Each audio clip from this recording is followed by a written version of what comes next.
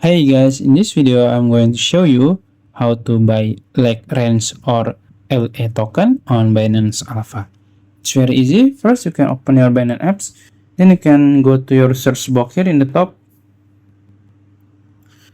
and then you can search LA, can search, and you will see if you scroll down there is LA on Alpha, you can click it. Then this is the chart. As you can see, LA just get list, so yeah. And you can also see the details by click info in the top here. You will see the 24-hour high, low, and the volume.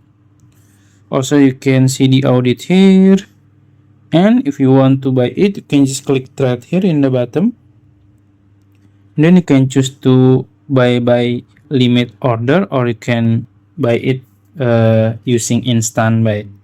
That's it. If you found this video helpful, please like this video and subscribe to my channel. Thank you.